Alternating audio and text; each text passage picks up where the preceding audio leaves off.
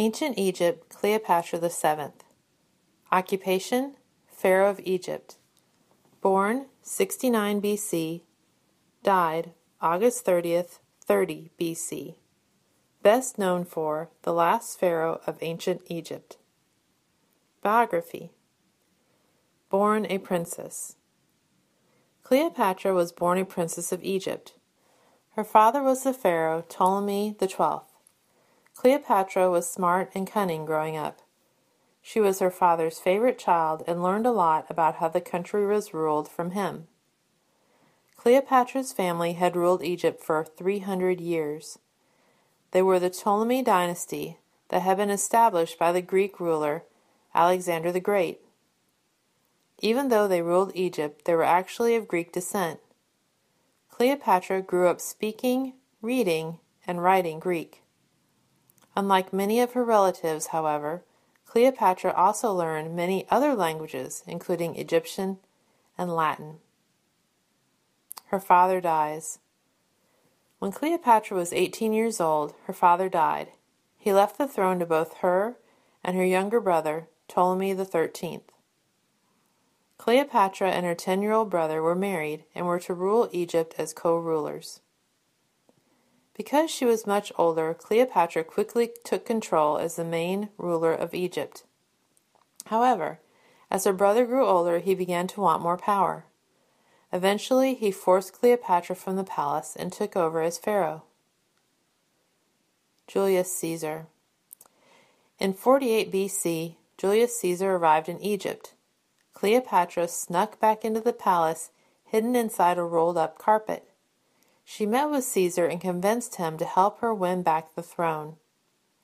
Caesar defeated Ptolemy's army at the Battle of the Nile, and Ptolemy drowned in the Nile River while trying to escape. Cleopatra then took back power. She would first rule alongside another younger brother, Ptolemy XIV, and later, after Ptolemy XIV died, she ruled with her own son, Ptolemy Caesarion. Ruling as pharaoh. Cleopatra and Julius Caesar fell in love. They had a child named Caesarion. Cleopatra visited Rome and stayed at one of Caesar's country houses. Despite her romance with Caesar, Cleopatra wanted Egypt to remain independent of Rome. She built up the Egyptian economy, establishing trade with many Arab nations.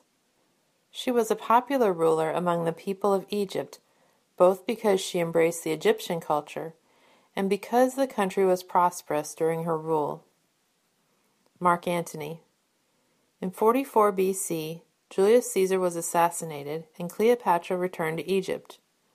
One of the 3 leaders to emerge in Rome after Caesar's death was Mark Antony in 41 BC. Cleopatra and Mark Antony met and fell in love. They also formed a military alliance against another of Rome's leaders, Octavian. Octavian was the legal heir of Julius Caesar. Cleopatra wanted her son, Caesarion, to be Caesar's heir and to eventually become the ruler of Rome. She hoped that Mark Antony would help her achieve this goal. Fighting Rome. Cleopatra and Mark Antony combined their armies in order to fight Octavian. The two forces met at the Battle of Actium. Antony and Cleopatra were defeated by Octavian and had to retreat to Egypt. Death. The death of Cleopatra is shrouded with mystery and romance. After fleeing to Egypt, Mark Antony returned to the battlefield hoping to recover and defeat Octavian. He soon realized that he was going to be captured by Octavian. Upon hearing the fake news that Cleopatra had died, Antony killed himself. When Cleopatra heard that Antony was dead, she became very sad. She killed herself by allowing a poisonous cobra to bite her. With Cleopatra's death, Octavian took control of Egypt, and it became part of the Roman Empire. Her death brought an end to the Ptolemy dynasty and the Egyptian Empire. She was the last pharaoh of Egypt. Interesting facts about Cleopatra VII. Cleopatra could speak at least 7 different languages, including Greek and Egyptian. She claimed to be the reincarnation of the Egyptian god Isis. Mark Antony declared her son Caesarion as the legal heir of Julius Caesar.